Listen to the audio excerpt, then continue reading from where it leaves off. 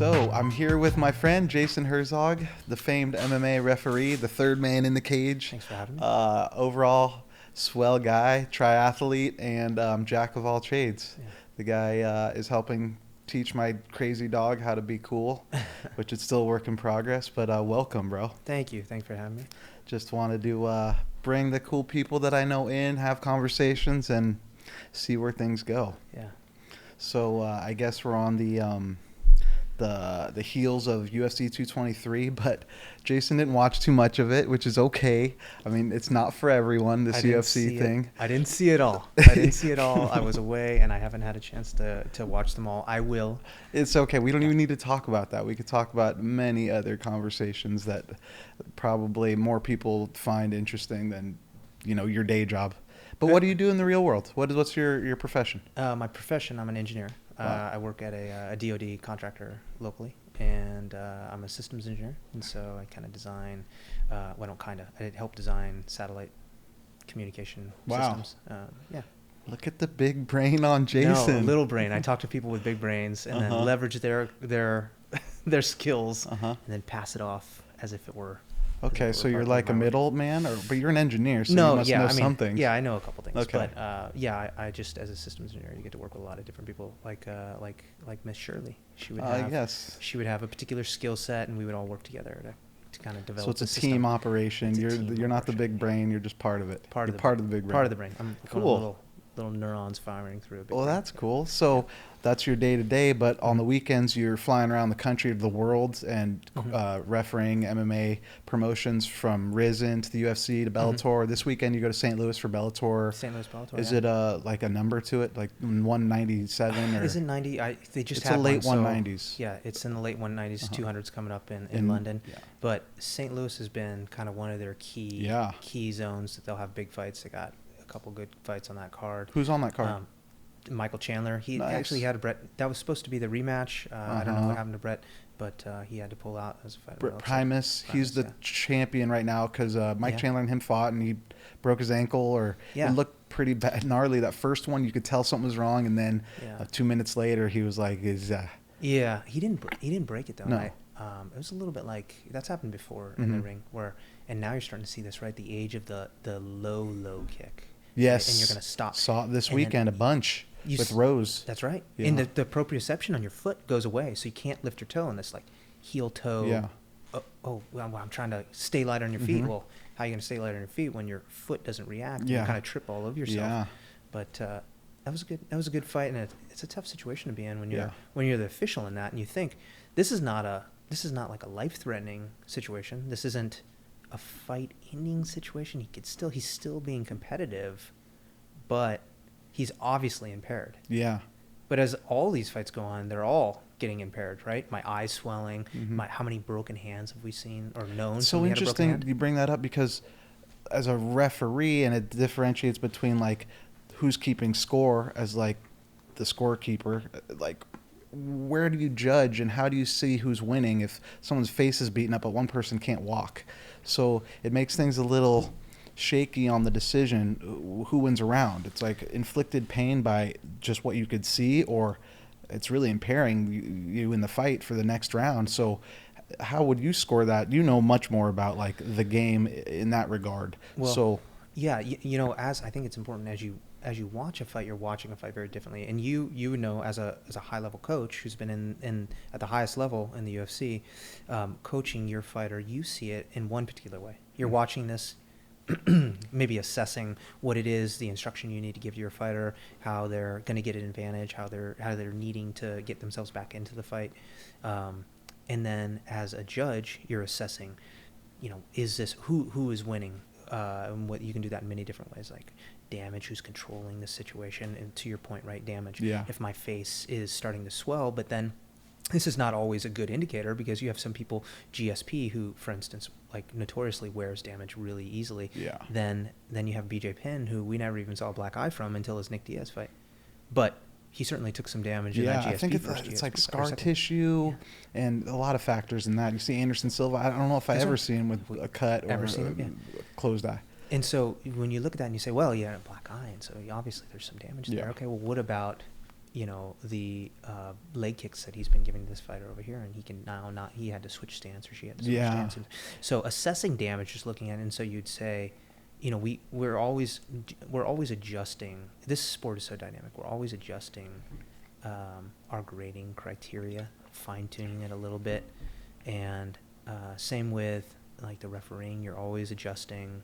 You have to, if you stopped watching UFC, or excuse me, if you stopped watching MMA for 6 months and then you watched it 6 months again, it would be like, well, what was that I just saw? Yeah, there's evolutionary jumps, and I think that's a lot to do with the sport being pretty young in general, where those, the training wheels left in the 90s, and then the real styles started to push through that would win and be more successful, wrestling, and then it became a hybrid, and now we're seeing like different techniques that aren't necessarily from one martial art or another, but evolving within the sport of MMA. It's one art instead of like a karate guy is going against a wrestler, so here's how it's going to play out. So I think as the sport evolves into like a sport instead of a discipline entering a sport, you're going to see that more and more, where these techniques that haven't been really even done are going to work more often, and that's a cool part of it. I mean, especially you see it now more in the women, I think, because that's even younger, and someone that comes in with like one discipline, and I've seen it with two fighters that I've cornered, Tiffany Van Soest and Ronda Rousey. They both came in with their skill set, their discipline mastered, and against 99.9% of the people they go against, they can kind of fight the game they want to fight, but they're going to run into a buzzsaw at a certain time, and it's happened, maybe not 99.9% of the time, because it's happened to both of them, but a lower percentage that they're going to run into someone that's going to be able to stop that. So the evolution, they have to evolve, which, becomes part of the challenge. I guess that's we were talking about a little bit of that off, I guess, before we started, about you as a coach and even as a competitor. If you were so good at one thing, and we had Ronda Rousey. You just give an example of Ronda Rousey. She's such a good grappler that the range of other people's grappling is so far below hers at this one time, and then how she's transitioned that over to MMA. And we're working on your striking, but do you then, I'm sure there's many different aspects and many different ways that you can approach this. Do I continue to work on my judo? Do I continue to work on my fine-tuning my submission game, and then 20% of the time work on my striking? Yeah. Or do I, Randy Couture actually was talking about this early on. I think when he fought Chuck Liddell, I remember he said that at some point you start working on your weaknesses so much that you never work on your strengths, and you lose those. Yes. You saw that gap closing in his wrestling, and it's like this constant balancing act. And now maybe we have it with Khabib, we've had it with Anderson Silva, we've had it with GSP for a little while, we've had it with many different fighters, and then it happened with Ronda, right? Definitely. When they caught her, and then it was like we just saw it with Joanna, right? With Rose twice now.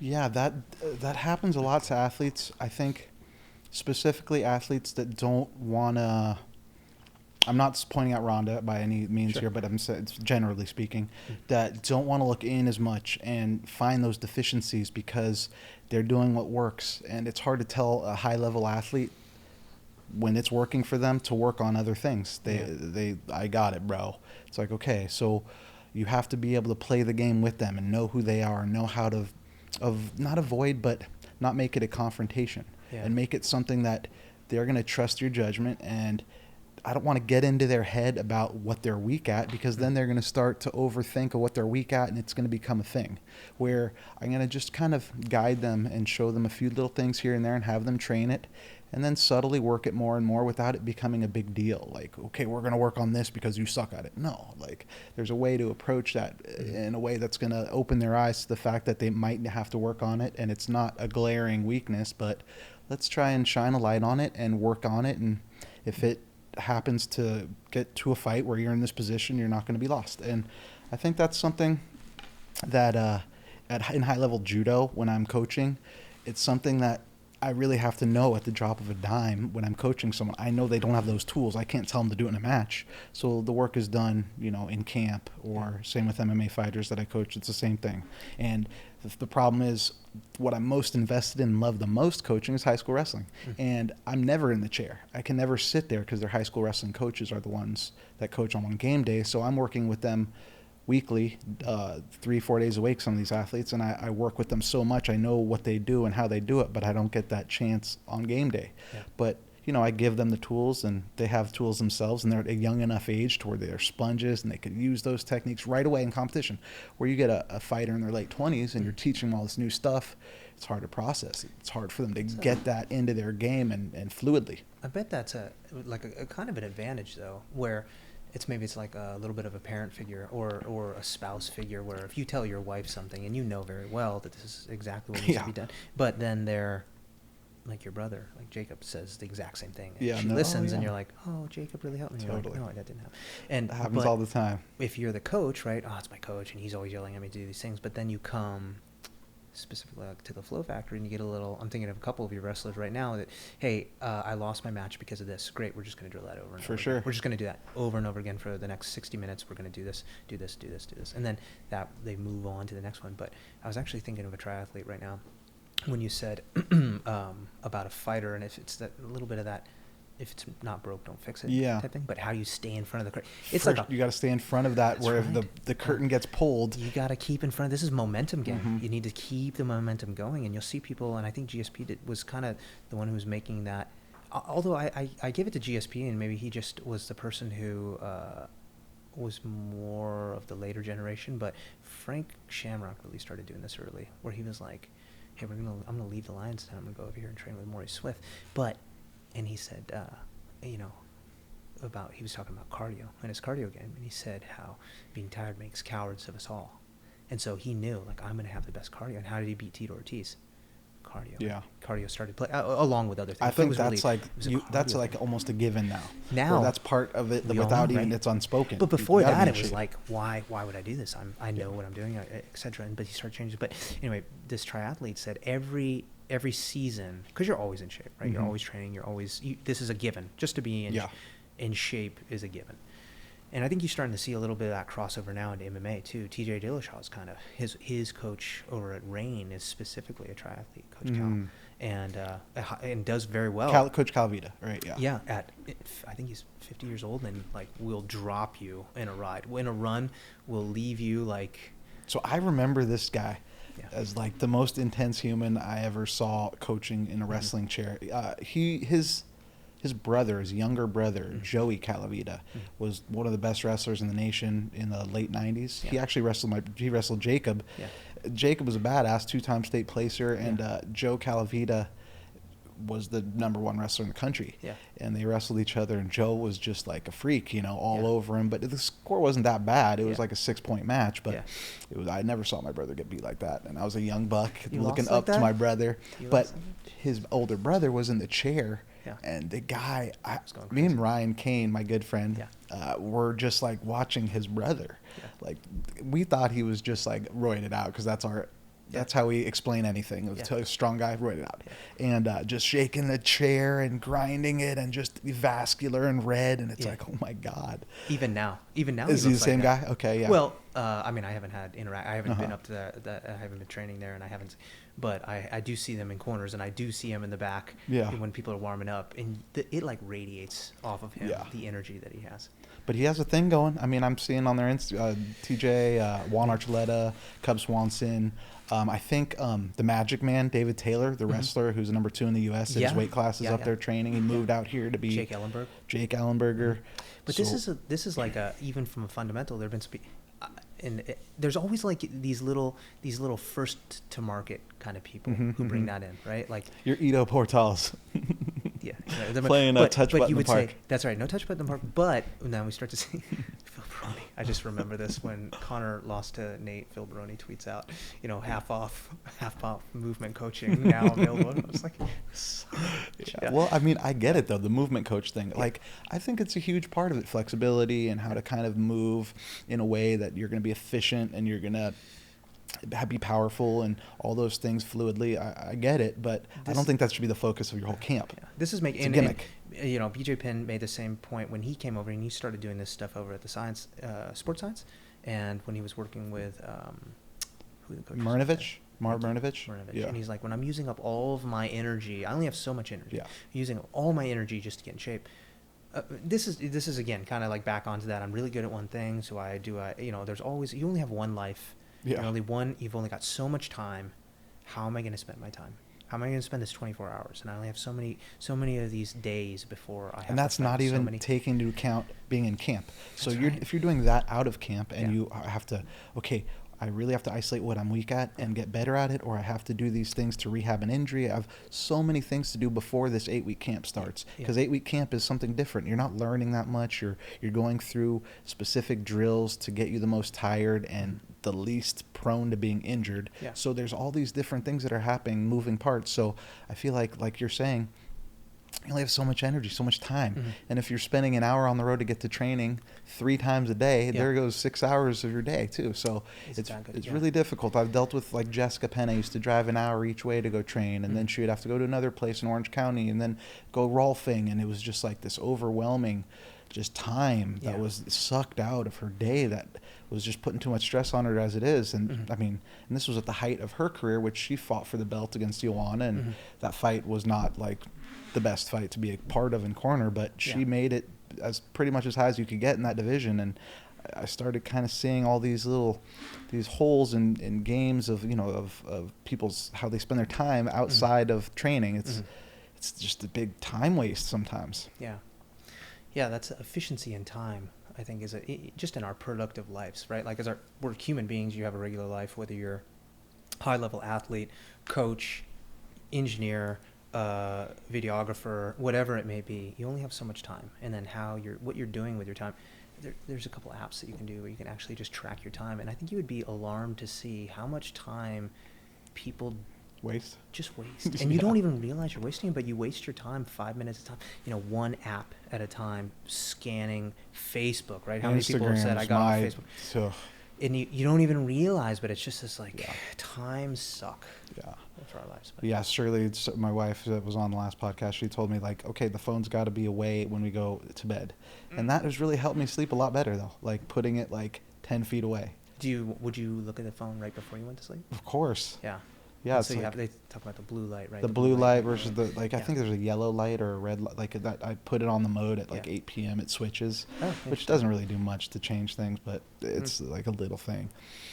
But yeah, I mean, like today, I'm like, okay, 2 o'clock, I'm going to do my hill sprints. So my whole day leading to 2 o'clock, I had someone come in here to change the water pressure, the whole thing that took hours. And then I had a bunch of work I had to do. There was all these little things I had to take care of off the checklist. And then at 2 o'clock it came, and it's like, I got to drop everything. I got to do this. So I hit up this gnarly hill that takes about 6.5 minutes to one big loop around. So the first half is like pretty much incline, and the middle is straight. And then you're at the top of this hill plateau looking over Carlsbad, and then the last part is downwards, which I do backwards because my knees are terrible. So the first one is an ass kicker. Like it really puts me gut check where it's like, okay, I'm not an athlete anymore. What am I doing? Why am I doing this? Let's just give up. Then I take about a minute of deep breaths. I'm like, okay, I think I might be able to do another one. And then at the end of the 45 minutes, I've done 6 of them. I did 6, like in my head, I'm like 2004 fighting in a tournament in my head, like getting pumped.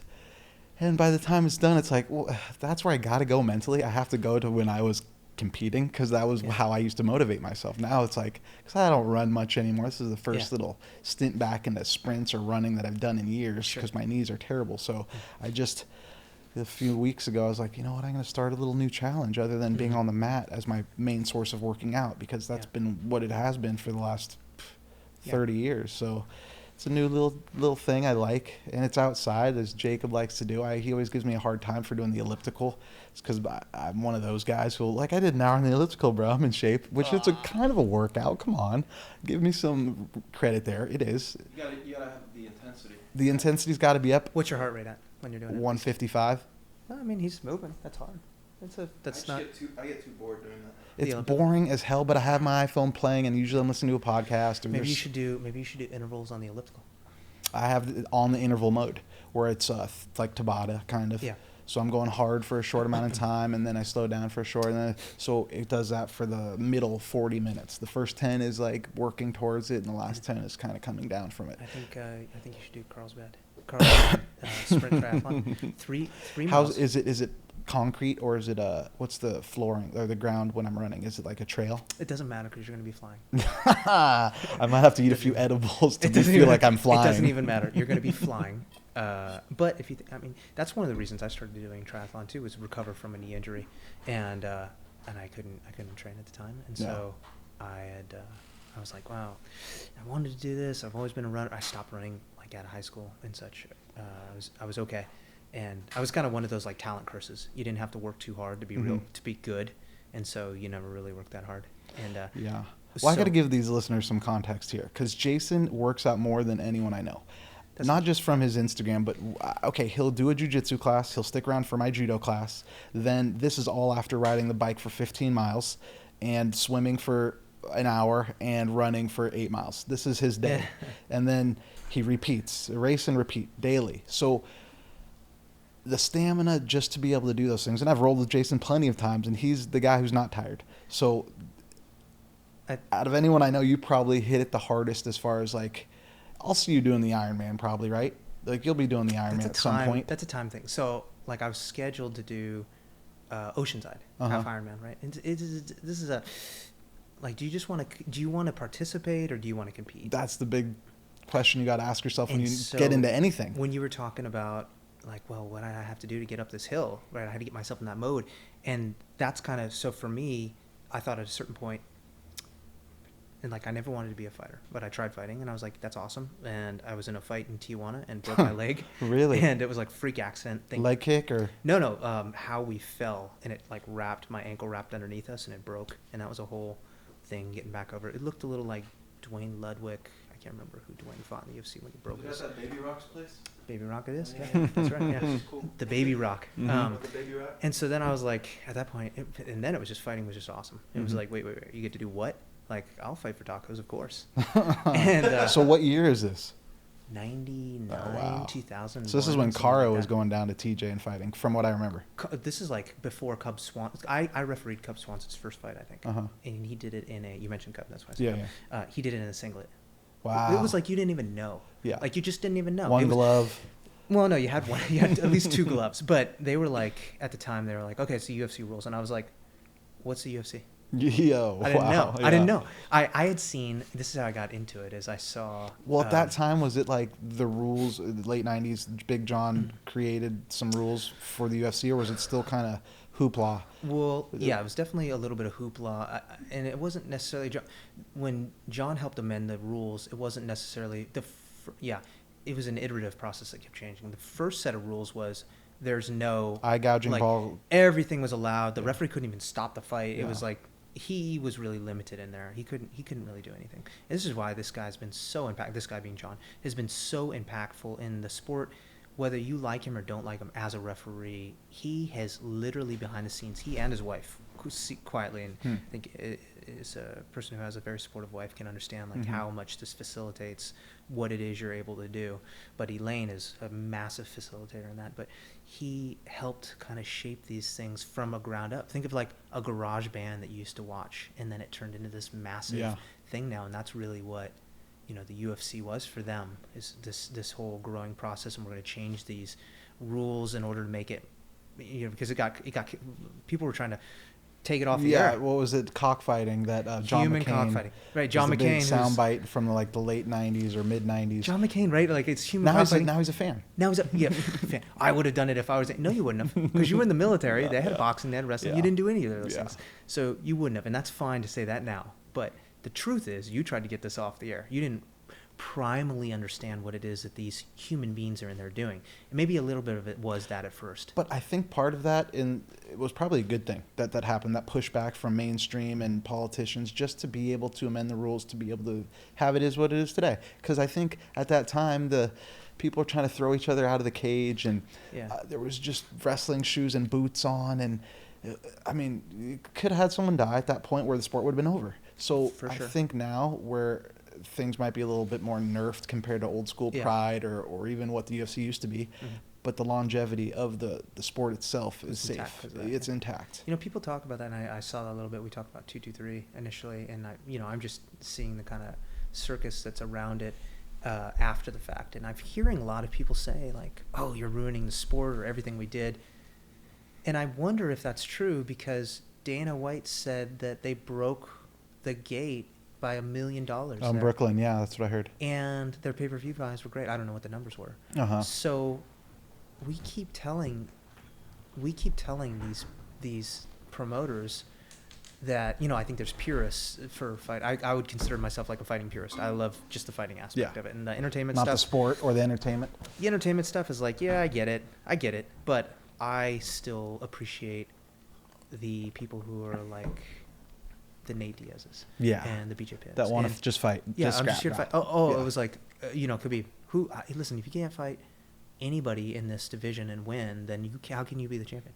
Like, I like that. I see that, and I'm like, yes, yeah, I like that. And I think you said that, like the Fiodors. And anyway, I think the athletes, the fighters, become pretty transparent. You know who they are by how they fight and how they conduct themselves around the sport. How if they turn down the fight because they're on one day's notice, they have a new opponent, but they're the champ. But when you saw like John Jones turn down Chael Sonnen, or I forgot who it was at one point, someone got switched out, and he's like, no. Whereas you see Khabib, he's like, I'll fight King Kong if he makes weight, like whoever. But this is that, Al, who took that. Al had done 2 interviews and that I had seen. One, I don't know when he did it, but he's like, Khabib, who wants to fight that guy? He wasn't in training mode. And this is where managers really, you started to see early on, as you talked about, where we saw kind of managers come into play and taking care of the fighters for them. Because, you were in the 90s, you would just take a fight because you're like, I want to fight. Like, I'm here to fight. I'm here to, like, it doesn't matter how big they are, how much prove money. To everyone, myself. I'm just going to take I'm just here to prove this. And so you would see these fighters take fights they shouldn't have done, and then they're all used up.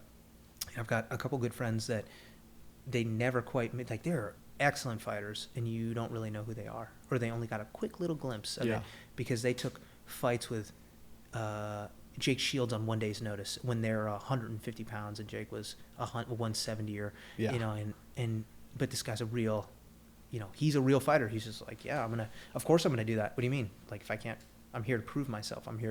This is what we're doing here, right? Yeah. But then I think you started to kind of see that shift in people taking their careers a little more seriously, and it was the paydays, really. Paydays, and especially now with the rankings, where no one wants to fight someone that's ranked below them because they're looking in front of them, which as an athlete, being a part of an amateur sports my whole life, wrestling and judo, I get some of these things. Yeah. The financial incentive isn't there, so things are a little different than the professional MMA circuit with different promotions. So you get these athletes that risk everything for nothing and are trying to accomplish their goals, and every little thing is calculated both on and off the mat because, the goal is the Olympics. I don't have enough money to do all these other things, so I have to train, compete, and do everything I can to make this one thing happen every 4 years, both in wrestling and judo. And whereas MMA has become a little bit more of a circus, and the fighters don't want to fight each other, and they have a say in it almost now because they're the bigger names at least do, which are the ones that everyone pays attention to, and the casual fans kind of it'll be interesting to see what the UFC decides to do. And you saw that with, and I don't know how the negotiations went, but this is the story that I hear about them coming with the Khabib offer to a couple fighters, and one of them maybe. I don't know. This is just what I've read. I don't know if this is true or not. But maybe Anthony overplayed he said, hey, I want more money. $1 million. And they said, okay, we'll just move on to the next person. So you have that like, oh, shoot, should I just pass me by? But realistically, then part of you is like, well, I was making, let's say 50 and 50, and I wanted 500. Like, why shouldn't you? Of course, you should. But they have a couple of other options too. Yeah. So now, there's 3 other fighters on the card that were 155. And I think that Al is good. You had, and we talked Paul about Felder. I don't know Anthony what Pettis happened in that situation. I know that that Kim had responded to that and said that Paul. I've heard conflicting stories. I wasn't there, but Kim had responded to that and said that I never even had the Paul Felder as an option. And then I see the things that say he wasn't ranked high enough. And so this is the media and what people report are more of like a give it to me now versus verifying your facts or. I've checked multiple sources, and who are your sources? Well, I can't give those up. Of course. Okay, you didn't check multiple sources. You checked tweets by what people thought. But you saw Al before. He's like, who'd want to fight Khabib? And then you saw Al in kill mode, and Al was like, I'll fight whoever. And I just respect the hell out of that. Same with Khabib though. They're the same person. Like, yeah. And I think Al had a legit shot. Stylistically, he probably had the best shot to really give Khabib problems. Well, he does have a wrestling base. Yeah. Sure, the levels are different, but it did kind of neutralize later in the fight Khabib's wrestling takedowns. Mm-hmm. So the first 2 rounds, I want to say Khabib was able to take him down. Yeah. And then from 3, 4, and maybe just the end of 5 was the last takedown that Khabib did get. So there was a few rounds in there where it was kind of neutralized in the striking.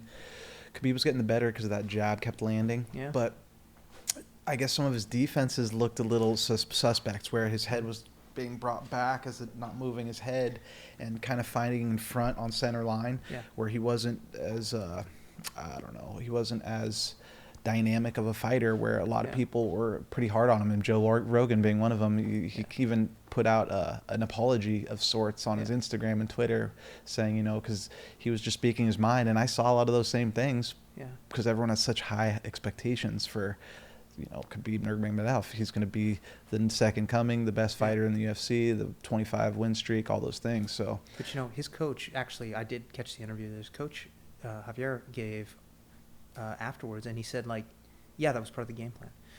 Because if Khabib is not, he didn't say it in this way, but he is effectively alluding to the point that Khabib didn't have as much striking experience as Al did, and so we're going to do 1-2s and get out of there. Because if I'm staying in a longer combination, this just gives Al more opportunity to counter. So I'm going to do 1-2, and he's got a fast jab, which I think Al mentioned as well. Like, he was a little surprised by how quick Khabib's jab was, which, if you start striking, is one of the first strikes you're really getting down, right? I'm working on my jab, and maybe the movement comes a little later, and so we're seeing that probably in his evolution, where there's some fundamental things that we just really shouldn't do. But people said the same thing about Lyoto Machida for a long time. Everything that's unconventional is, boy, that's really sloppy, until it's not. Chuck Liddell, and he would give you these interviews later on, and said he would just wing punches at you. They were like, what the hell? How's this guy a world-class striker? But he was just doing that so you didn't know where they came, and then right down the center, like a very accurate jab. Jeremy Horn commented on that, like, wow, I did not even see that strike coming. And it was, Chuck was kind of throwing you out, like, you get it, even when you're training with people right now in Randori, right? I'm going to do something here, and they're going to give me a little tell. I'm going to see how you're going to react. Even when striking, jiu-jitsu, wrestling, judo, any type of like one-on-one sport, even in a team sport, but as we're talking about one-on-one sports, you can start to see the tells and people's mannerisms on what I'm doing. Especially the longer it goes. Sometimes, like Ronda, most of her fights, 20 seconds, 40 seconds, tops. You didn't get a whole lot. So it was hard to kind of isolate what her opponents needed to do to beat her. Who did Ronda fight that she close the distance was? It wasn't Leslie Smith, I don't think. Close the distance. Strikeforce or I think it was a UFC hip toss, knocked her out really with a slam. Oh, that was the first one I was a part of for her. She was Canadian. Yes. Yeah, jiu-jitsu black belt under Kyotera, I think. I just forgot her name. And she hit Ronda on the way in, but Ronda hit her on the way in at the same time. But you could see from Ronda's reaction, and most people didn't really comment. I didn't see very many people commenting it at all, but you could see Ronda's reaction of that solid hit landing, and that's the reaction that you typically give when you haven't been punched that often. And that's a fair assessment. It just is what it is, right? Like, when you... she landed a big one on the way in and got to her clinch. Well, Ronda did, right? They both landed on the way in, but Ronda just happened to get to her clinch right off of it, and then hip toss finished. And that was then landed maybe like 7 punches. And it was done. Yeah. But you saw Ronda's, like, it being punched and stunned for a moment. This was just all the mechanics of a person who's been in this clinch and knows to go to this clinch many times, kind of taking over, and her body moving her opponent and then committing to the throw and finishing the throw while the brain was still like, oh, I just got punched in the face. The brain was slower, and this was just a person that hadn't been striking as long as someone else and wasn't used to it. That's all. Yeah. That's all that really was. But you could tell a couple things from that, like, oh, she's not used to being, whether people say this all the time, like, oh, she doesn't like to be hit, or he doesn't like to be hit in the face. No one does. Who does? Yeah, I mean, there are a couple of people who say I like to be hit in the face, and maybe they're they do in the mental now, institution. But that was kind of a thing with Brock Lesnar too. You saw until that Shane Carwin fight. Yeah. You would say, like, that first round was crazy. But you saw the shift in Brock Lesnar, which was like the shift that I see in some people and you're kind of waiting for sometimes when you're, especially at a lower level. And for Brock, he didn't have that much experience, so you could kind of lump him into the person, Mhm. let's not say lower level, but persons with less experience. You would say that they kind of figure it out when they're in there. Yeah. And you've been in situations where you've competed.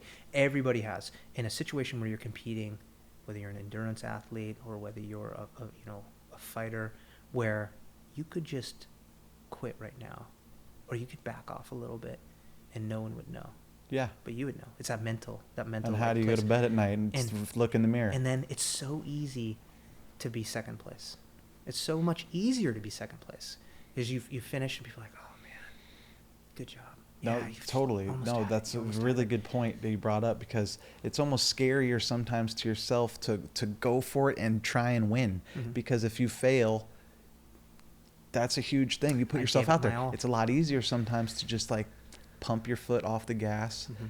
go on the brake a little bit and slide in Get slowly beat up. and be Oh, okay give me with this choke. Oh, you choked me. What can I do? What can I do? And in wrestling, it's a lot more apparent than, like, I'm speaking from my own personal experience competing as an athlete, not as a coach, where I coach in MMA now. I've never fought in MMA. So I use the experiences I have from my grappling career. So it's a lot easier to sense someone breaking in the sport of like folk style Definitely. wrestling. Oh, for sure. More than freestyle even. Folk style is more of a mental warfare, a chess match, game of attrition, where a lot of times you're grinding away on top, riding someone, breaking them down, making them feel your weight, and the 7 minutes of a college wrestling match plus overtime, so a 10-minute match possibly, and every 30 seconds seems like an eternity. So that sometimes, you get to know your boundaries and you know yourself real well and where your breaking point and end points are. And that's what I've felt I've been able to transition into coaching, more so than technically. A lot of times when I could eyeball where an athlete that I know is at and what they're thinking mentally just by their face and what the words they're using and how they're competing. So I think that's a really good point where you don't want to break. You want to go for it, but that leaves yourself open to your own self-diagnosis of, hey, maybe I'm not good enough. Maybe if I just take second here, it's okay. I did good enough. And I've done that myself, so I know both sides. That's the, there's all those like cliche memes around like, pain is temporary, pride is forever, blah. But it's kind of true. Yeah, no, And it's You a lot of wanna those are. admit how important something is too. That's right. Yes. Because then if you admit that, then the failure is real. so much more real. You see that? I saw that with guys wrestling a lot, where it was like they went and got completely smashed the night before. Yes. Of you let course. yourself off the hook Why? when you do that. You give I've- yourself- I would have been so much better if I wasn't drunk the night Yes. before with the I've boys. been through that stint in my career, not just alcohol, but other things, but Sure. very similar, where Didn't my sleep, weight didn't cutting whatever. would be like Yeah. the crutch sometimes. It's like, it's such a bad weight cut, and everything was against me, and all these excuses I generated. And this is like something that I regret now, being older and seeing things as they really are rather than in the moment when I'm a 20-year-old. Yeah. Or all these huge moments in my life I would dismiss as this isn't a big deal, because if I actually thought of it as a big deal, I'd be overwhelmed. So I had to dismiss these things that were real. How do you give that weight though to your? So you said that earlier about talking to a high level athlete that's very successful and saying, hey, we got some glaring weaknesses here we need to work on. Yeah, coach, whatever. It's working great. And then it catches up. It's too late. How do you really give 20-year-old Justin Flores, who's out there competing at a high level, being recruited by colleges, like going for it, very successful, how do you tell him you need to take your weight cut seriously? You are going to regret this in 10, 15, 20, 30 years. You're going to look back at this and wish you did it differently. How do you put that weight on you to where you fully understand, not just that lip service? And we've all been given that as we were younger, like, by people who are older and would look at us and say, kid, don't grow up too fast or whatever. Yeah. It's both sides. Yeah. So how do you, I guess everyone's different. Yeah, everyone's different. What do you And say to 20-year-old Justin? I mean, it's hard to even know who I was back then, being almost 40 now with a kid and all those other pressures, being, responsible guy. But I think I would approach it like I do with a lot of the athletes that I coach now. Especially there's a few on the judo team now that have a problem with their weight. And in judo, it's a little different, where you weigh in the morning and your match is probably 2-3 hours later. So you have to recover and be able to function against a world-class athlete opponent from wherever.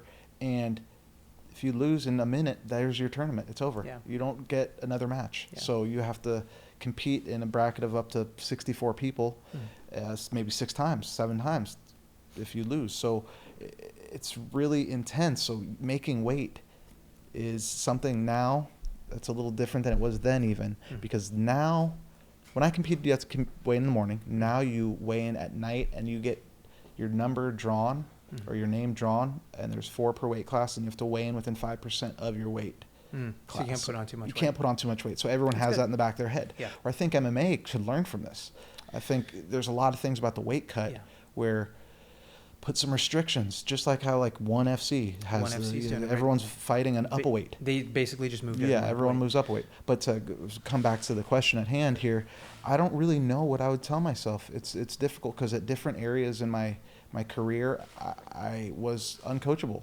You know, I was my own coach, and I was my own worst enemy. Yeah. But the coaches that actually were able to get through to me, one in particular, Jason Herzog from the University of Nebraska, he recruited me as like his guy at 141 pounds.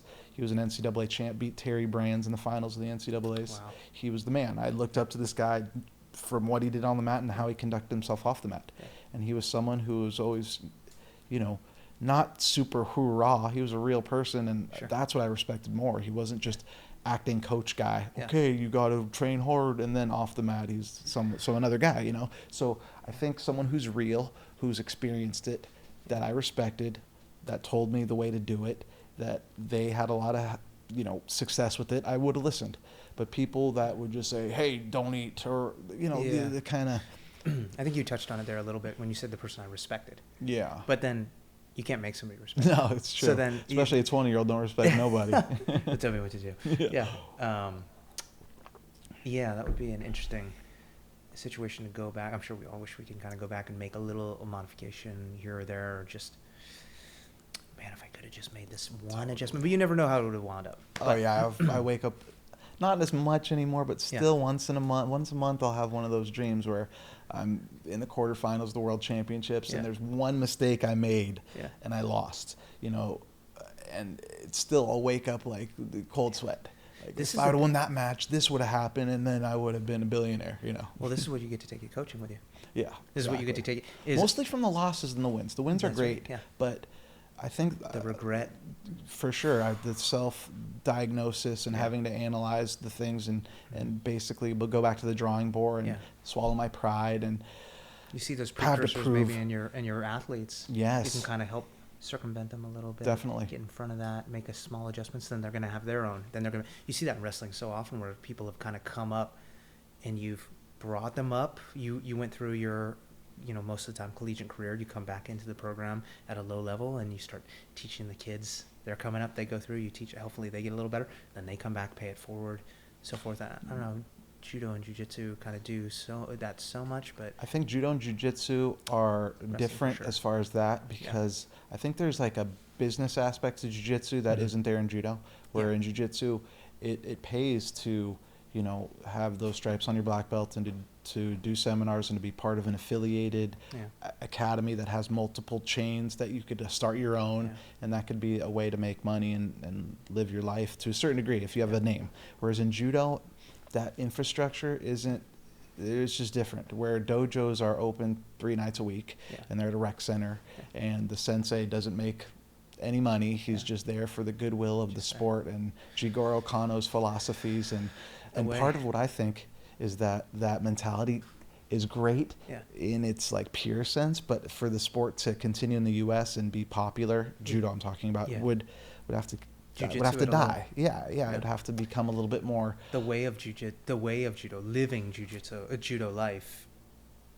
That's not as easy. Definitely not. Yeah. You know, and because it's more, becomes a little bit of a cult, a little bit. I like all things. I think where you can start to get it like, no, I'm, you know, 10th Planet, or I am Alliance, or I'm whatever, and you feel that sense of kind of camaraderie, and you're a part of this bigger group. Where I don't notice that so much in Judo. I don't notice that so much in wrestling. Because it's more like Team USA, and you hate everyone because they might get more money than you for tournaments and funding and sponsorships. So it's, whereas in Jiu-Jitsu, everyone's happy. There's white belts world champs, there's blue belt world champs, there's Pan Am champs. See all those tournament names, the Worlds and the Pan Ams. Those are once a year in judo. Yeah. And there's only one entrant per weight class per country in the world. So you don't it's have much more world champs at different belt levels. It's just you're all vying for that same thing. Which if you get it, it's okay, cool.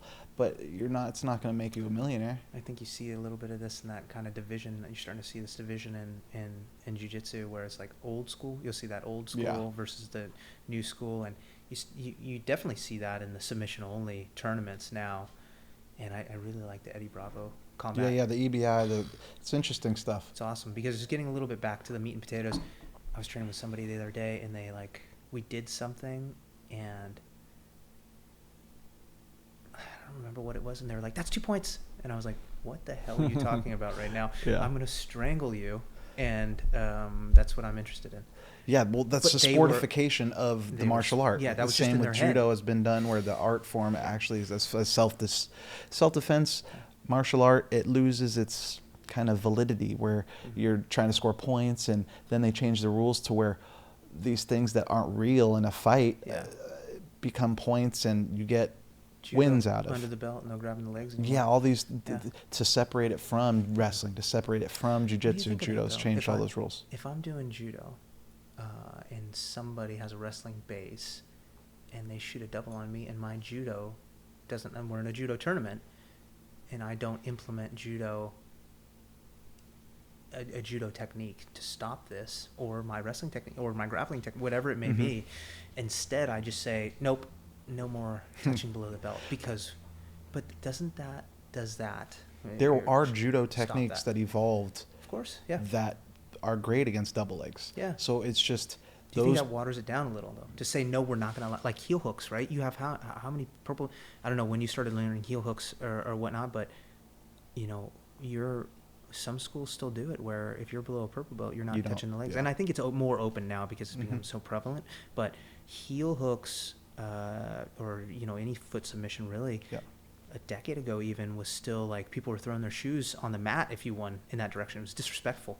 You certainly wouldn't go to a new gym and do that on somebody, let alone do it in I think there's still a little bit of that at the more traditional places. Okay. Like, from what I hear, and I've gone to some places where if you're just trying to leg lock and you're a young, not from that academy especially, you're just showing up and there's this is like putting your feet up on a table at somebody else's house when you're a guest. Totally. We're not there yet. When you go to a new school, and you're better than somebody, you're better. Let's say you do seminars, and you maybe are better than you've had a lot of experience. You've been training for a very long time. You've been training with top level people on the ground, in ground techniques for judo and wrestling and jiu-jitsu for a very long time. So it's not a stretch to say that you would perhaps be better than a person who has not had all those experiences, even if that person is a black belt at a different school and they bring you in.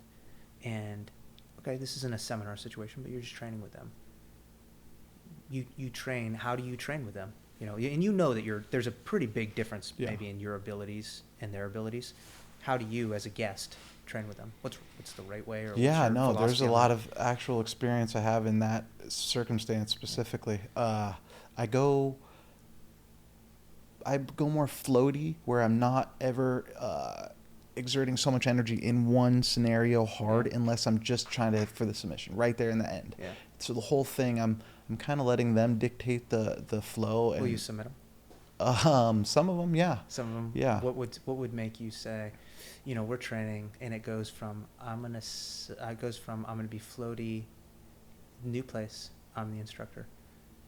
What do I do that says like, oh, okay, I can sub them, and I'm gonna sub them here, whereas before I maybe would have shown a little more.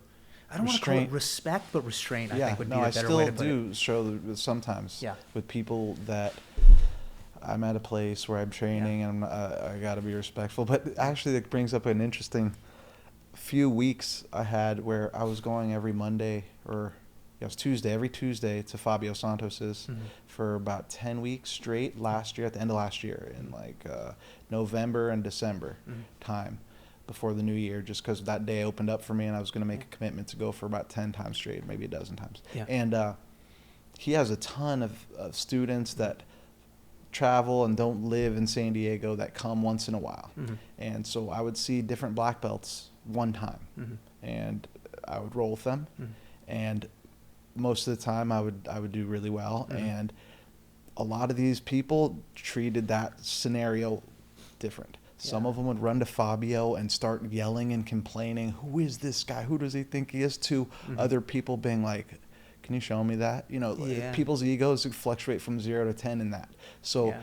it was just really interesting because people would like look at me a little weird that were Mm-hmm. Fabio black belts that haven't been to that class on it, Mhm. because it's just one day a week I was showing up. So Mhm. sometimes they come on other days. Yeah. So they would look at me Who's and this like, sandbagger? so are you from around here? And I'm like, I live in Carlsbad. Yeah. Did Fabio give you that brown belt? I'm like, yeah. Yeah. So they're like, okay. And then by the end of the round, it would be like, okay, what? So I didn't learn that in any of these classes. yeah, well, Fabio did teach me a lot of things as far as situational techniques that I didn't know. Yeah. So I should probably correct her, but you have a vast experience as a D1 wrestler, and in judo that would maybe not be a traditional jiu-jitsu sort of Style. movement Yeah. and style. So like, wait, Yeah. where? Yeah. So, But the more I was doing Yeah. jiu-jitsu, yeah. the funner it got too. You know, I'm incorporating different techniques, and Yeah. I'm using that when those are open rather than forcing them. Yeah. And that was the fun part, is being able to hybridize my style of, top wrestling and submissions with judo, and then everything in between with these new jiu-jitsu positions and techniques that Mhm. I was able to make these connections from my newaza Mhm. or my top wrestling, even bottom wrestling, or how to finish leg shots wrestling. That's Yeah. big in jiu-jitsu for me. When I could get into a scramble, and I've been in these scrambles hundreds of times, thousands of times. Yeah. Maybe the person's reacting different because they're not a wrestler, they're Yeah. a jiu-jitsu competitor or just training. So I could sense they're gonna pull to their guard rather than turtle up or It's those a kind of things. a fun new kind of exercise and dynamics. Yeah. So I guess to my earlier point about if judo, for instance, we were just talking about judo saying no more leg attacks at all. Does that not hinder then the advancement of judo by saying I'm going to stop? Oh, if you're shooting in my legs, that's just illegal. I'm not going to even let you do that anymore. Same with heel hooks, because it's very effective. Yeah. And you're doing wrestling, you're not doing judo. Yeah. Well, I guess that we should talk a little bit about the evolution. I know we're kind of running short on time here, so I'll try and speed it up. The evolution of how judo, the double leg and wrestling techniques in judo evolved. Mhm. So in the 60s to the 80s, there was only one Russian competitor in every weight class. And then in 1990, where the wall came down and Russia turned into 13 countries, Kazakhstan, Uzbekistan, Tajikistan, Belarus, and you could go on. Those athletes became dominant in their sambo judo style that had wrestling flavor, that with these techniques where you might get, the Russians were always good in judo and would win Olympics and world medals, but now you have a lot more of them. And those techniques became to just kind of take over the judo classical style, and Japanese weren't as successful, and I think it all came to a kind of head in 2005, 6, 7, 8, that time frame where matches that both competitors were fighting like this, head to head, butts out, going for leg touches rather than standing up trying to throw people. So it became a little bit more of a less dynamic sport in that respect. So they tried to separate the techniques that would make it look like wrestling, and they tried to separate the two, because the IOC at the same time was like, wrestling, you're in trouble. Judo, you're in trouble. Do something. Yeah, I see. Okay. So Keep wrestling, it a little more pure judo instead of. So wrestling, same thing happened with them. They almost lost their sports status as an Olympic sport. Yeah. The IOC. Didn't they lose it? They were on. Right now they're actually on a probationary thing. I think the next Olympics is after that they have to go back and try and save the sport again. Holy but cow. judo abided by all the IOC. Like, okay, change the sport. You guys are starting to look alike. Yeah. They made the rules different. Yeah. They tried to pump up different elements of the sport by having this points tour where you get points, you compete, you win, you qualify for the Olympics. Before, it wasn't like that. You'd be the top in your Pan Ams, Mhm. and then there's an Olympic trials for every country. So, or for your continental, you have to be in the top 8 in Europe, or the top 5 in Pan Am, or top 6 in Asia.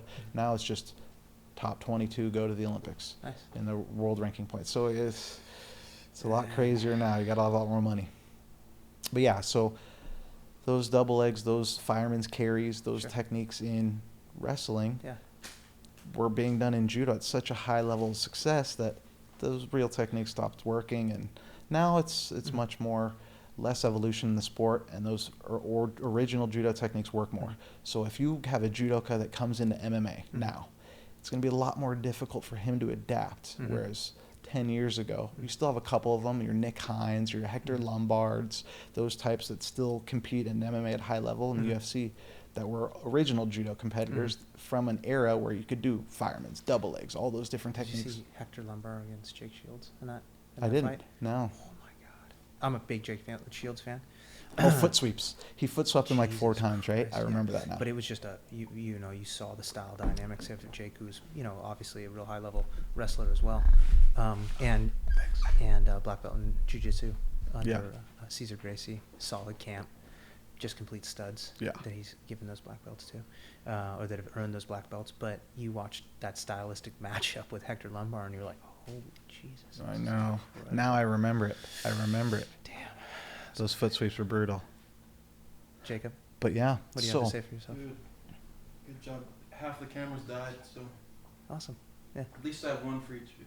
cool. I have a wide All shot right, for well- Justin and a close-up for you. Well, it was good to have you here. What are you Thanks, doing man. next? What's your next gig as far as coaching or refereeing? Yeah, so I've got that Bellator coming up this weekend, and then we have a Combata and in, Combates America. yeah, in Where's that? Monterey, Oh, nice. and that'll be at the end of April, and then in May we've got another Risen coming up, So you're going Mexico, St. Louis, Japan. St. Louis, Mexico, Japan. Yeah. Yeah. Wow. Lucky. You're I'm a getting lucky guy. your traveling wings in. Super lucky guy. Awesome. Yeah. Well, you could watch him on what's Combat? Is that like an NBC? So they just signed, and I'm unsure of that one. So, but it was they just signed a new TV deal. I'm not entirely sure. Go to Combates.America or Combates Americas, and on Google, and you can find Cool. that information.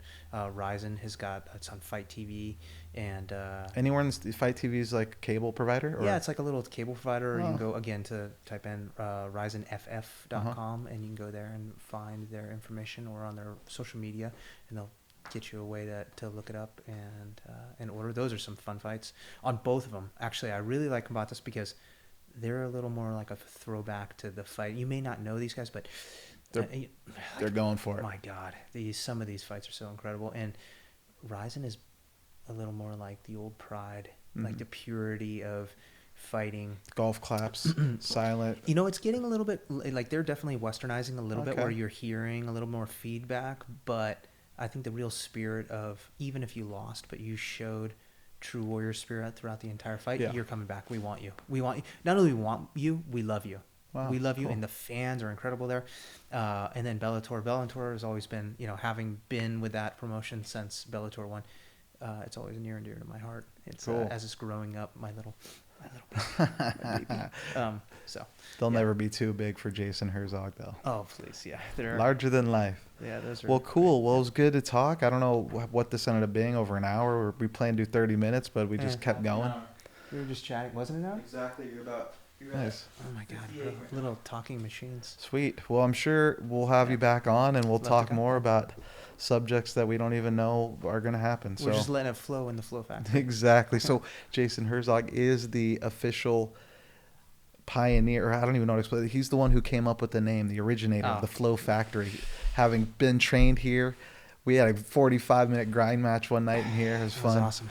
Yeah, we Good have to do times. this again. Yeah, for sure. Well, thank you, Jacob, my man, the Thank you, producer, the director, the guy behind the guy, Jacob Flores. Well, good job. Have fun, and your MMA refs Thanks. refereeing, and see you soon. All right, guys. Peace.